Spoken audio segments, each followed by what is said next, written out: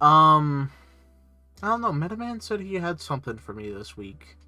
A taste of What the fuck? Okay. Looks like he threw a deck box at me. Wait. He has no physical. Where the fuck did this come from? He has no physical. I'm scared. I'm scared and concerned. Anyway, what the fuck is this? Okay, we got PK cards. What is this? PK. Brave PK. You've given me the whole fucking Brave PK deck? You know I can't use most of these cards, right? Who gives a shit? They're not going to fucking notice? Who cares? They're stupid! Yeah, just cheat. Yeah, just fucking cheat.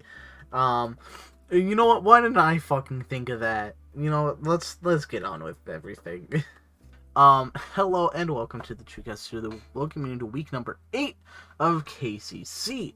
Let's go over Nick's draft real quick and let's get into the games. Nick's draft consists of Burning Abyss, Metalfoes Gen 1 Pendulum package, Dynamis, Abyss Actors, Appliancer, Anti-Human Intelligence, Misaya, Dark Hole, IP Masquerena, and Skill Drain at 1 copy. Luckily it's not at 3 copies like it is in the actual TCG, or else I'd be in a lot of pain. As for our plan going into siding, there's not really a lot. We're doing generic stuff like our stables like Lightning Storm, Dark Ruler. You know, we're running Santa Claus as to if there's something we need to remove. And there's obviously spell trap removal, because Pendulum monsters, and then D-Barrier does something. I don't remember. I don't remember why D-Barrier's in the actual side deck, but, you know, maybe it'll come in handy. Anyways, the plan going into this, we're obviously bringing Brave PK. I mean, it's a meta deck, right? So it should totally win. Then we're relying on our actual cleaners of Raidraptor and Matchmech, and hopefully we can get a nice score, because we're definitely in the heat of this playoff race and we need a nice win. Anyways, let's get into the games.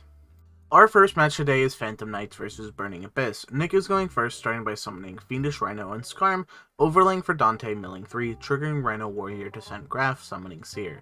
Healings for IP, triggering Seer and Dante, setting 2, then pitching Seer to summon Beatrice, passing. We start by summoning Cloak, triggering Kagemuchi to summon. We summon Boots and link into Dark, summoning D-Shifter from Nick's grave. We summon Wielder and link into Bardiche, sending Tornscales for Shade Brigandine. Nick tries to Beatrice, sending Alec to negate Bardiche, but misses the right point to do it. We banish Boots for PK Force, triggering Scales to summon from grave, which gets met with a Torrential. We summon Shade Brigandine and Strangulanius, but Nick uses Raigeki Break on Strangulanius, triggering Seer to revive Dante. We banish Cloak to add Scales, then equip Brigandine with Draco back, spinning Dante back to the extra deck. With no way to get back into the game, really, we're kinda able to get in a good spot and eventually swing for lethal.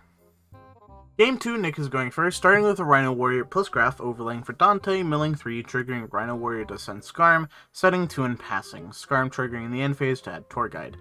Kind of an awkward hand, and we can't really play through Karma Cut, so the game enters a slow grind. Nick summons Zeraboros, and we have to wait and find an out to it. It takes a couple turns, but we eventually find a way to do it, but we mess up a bit with mandatory triggers. Nick's Zeraboros Chainlink 2, meaning that it comes back on the standby phase, which really puts us behind and loses us game 2. It really sucks, because we had a way to win there, but we listened to Nick saying that we'd be fine if we trigger Zeraboros ourselves. And it really sucks because this could have been an easy 2-0 in PK's favor. Game 3, we're going first, and while we have a decent PK hand, we're not really able to get anywhere outside of Redoer being our only interruptions. Nick having a Dark Hole cleans our board and allows Nick to control the game, since we've wasted all of our resources. Well, we could have stopped him making Acid Golem for lethal with D-Barrier. Ito doesn't let us do it, and we lose the first match, but I doubt it really would have mattered all too much. This is really unfortunate. going from a 2-0 victory for PK to a 2-1 loss. Our second match is Matchmech versus Gen 1 Pen Package. Nick's going first, starting with a summon a Skull Crobat, adding Pensork. He scales Lizard Jaw and Dragon Pulse, pen summoning Pensork and Time Gazer, popping his scales to draw 2. He links an Electromite, adding Dragon Pulse to the extra deck. He scales Skull Crobat, popping it and adding Dragon Pulse to hand, setting 1 and passing. With Lightning Storm, we're able to wipe the Time Pendulum graph, and with no other interruptions, we're able to climb our way through our full combo, getting the final Sigma, and swinging for lethal. Game 2, Nick is once again going first, starting by scaling Chronograph, popping himself to scale Time Gazer. He summons Skull Crobat, adding Oath Dragon. He scales Oath Dragon and Pendulum summons Chronograph, Pensork, and Wisdom Eye, using Pensork to draw a card.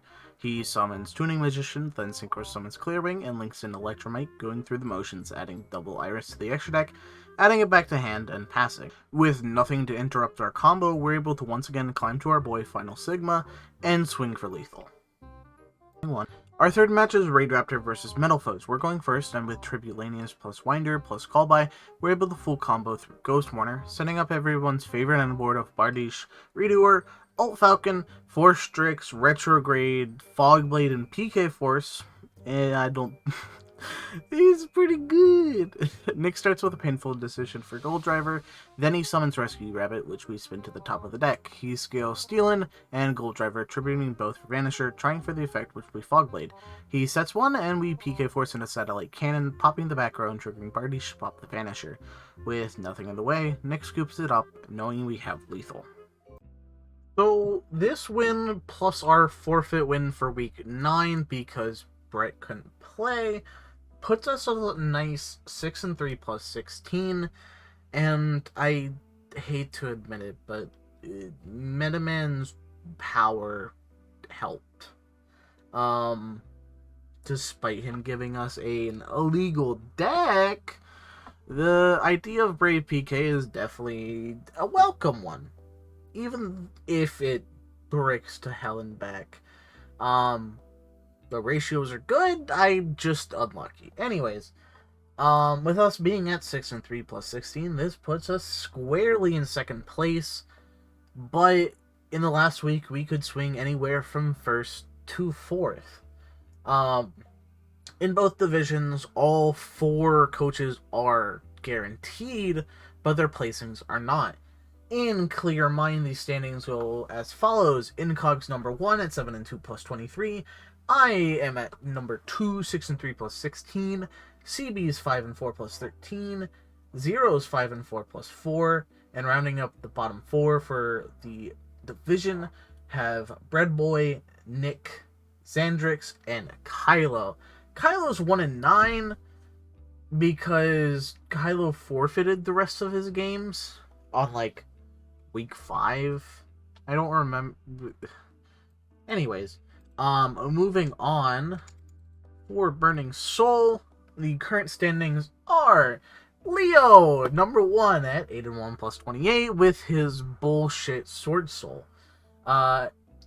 Endless, surprisingly, is 8-1 plus 19 after, what was it, 11 snipes in the fucking draft.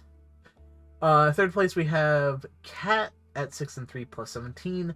And fourth, we have Trey at 6-3 plus 4. Rounding out the bottom 4 of this division, we have Shadow, Brett, Onyx, and Evie. So, going into the next week, while we don't really need to win, we're sort of trying to match up fish, as the term would be. Our matchups are bad.